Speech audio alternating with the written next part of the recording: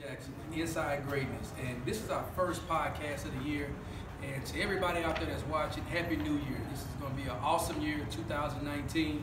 And I'm sitting here next to a guy that everybody in Dallas knows, many people around the country know. His name is Jake Strong, quarterback at Pike Middle School, also the starting quarterback at the FBU, what was it called, Metro? Dallas Metro team, and the quarterback and top prospect, award winner of the Team Money All-Star Champions. So before we even get any further into that, I want to kind of say something about this young man and kind of give you some stats about yourself, because I kind of stalked you a little bit and kind of know a little bit about you. This will be your third year in the magazine, correct? Yes, sir. His first year in the magazine, he came to Bishop Lynch. He was throwing the ball with his dad around. I said, guys, this kid throws the ball pretty well. And then he ran well. And then, you know, everything else was just perfect. And you had the number what ranking? The number one spot. Number one spot in the rankings. That was 2 years ago. Last year. Didn't do youth football, 7th grade year. Really didn't have a drop off at all, but a situation where I think that some kids kind of moved in and made some other plays and stuff like that, and you went to number 19 in the rankings. Yes, sir. So from 1 to 19, let's be honest. The competitive spirit inside of you, when you go from 1 to 19, what does it make you feel like when you do that, when that happens? I mean, the competitive spirit, it obviously will go higher because I want to get that number one spot, obviously. But then again, when I put it into perspective, it's still a great accomplishment. I mean, 19 overall, between 22 positions on the field, over hundreds and hundreds of kids. 19 over top 100 kids out of 22 positions on the field. It's still a great accomplishment. I mean, you always want to strive for that number one spot, but it's still, getting that 19 spot is still it's still success in my opinion. So let's talk about the top prospect, and I'm going to kind of tell you why and how we started doing the All-Star games. That's subjective. When you see quarterbacks, there's only one quarterback on the field. They never go against each other. They go against different defenses. So if your offensive team is playing in the league where you can throw the ball 100 times a game and you're able to have great stats, and another quarterback is playing in a league where they have great running backs who has to give the ball, it's kind of hard to say if that guy who has the stats is better than this guy, because quarterbacks very seldom get to go against one another. They go against opposing defenses. So what I tried to do was not make it be as subjective, by meaning having some kind of standards that we could be able to create. So the goal was, let's bring in all these good quarterbacks. Let's bring in all these great defenders, so that no matter who you're going against, it's a high talented team you're going against. And I think to me, once you play in the top prospect All-Star game, you start to have a respect level for a lot of other kids that are really talented. Right. And so tell me about playing in the game and the competitive energy that you guys have in the game. Well, the competitive energy is even higher because you know who you're going against, so it kind of raises the stakes a little bit higher because you're playing against your buddies. It's the respect for one another it will always be there, because it's just a mutual thing. It's respect for the game. It's sportsmanship. So when you start playing against your buddies, I feel like the competitive level goes higher than because you want to talk that trash. Right. You want to be able to have a You want to have those bragging rights. So yeah. And so some of the kids in your own city, and you know, I never could really understand it. I know I'm kind of jumping around, but that's what a podcast is about. It's not scripted, folks.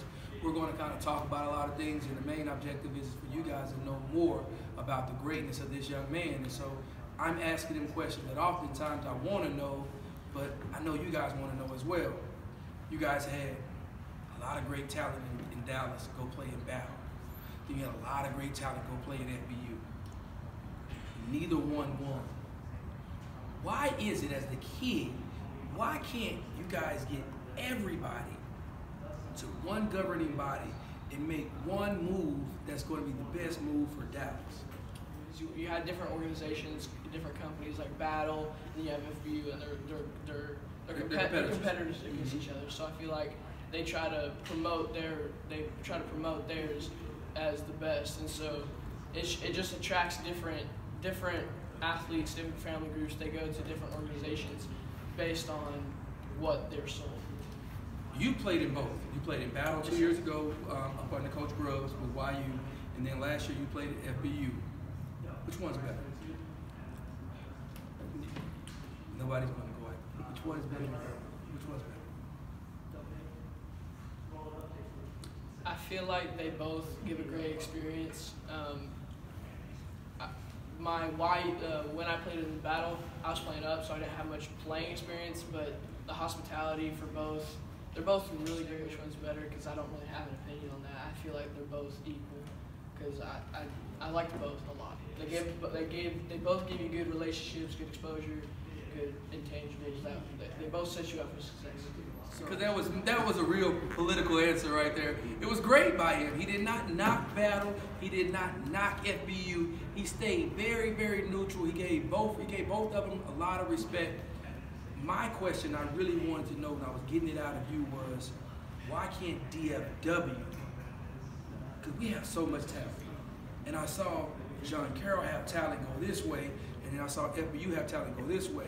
And I think that everybody knows we cannot win unless we have that talent and that talent all together. Why, as a kid, can't you guys say, screw everybody else? We're going to all play together. We're going to go whichever place and we're going to go win. I feel like the kids want it. I feel like it's there in the kids because we all have great relationships with one another, and we have that great camaraderie. I think that maybe it's not so much as the kids, it's more of what goes on the political side of things. It's like, you ever heard the word, it's 3 letters, and the first letter is E. Oh. Yeah.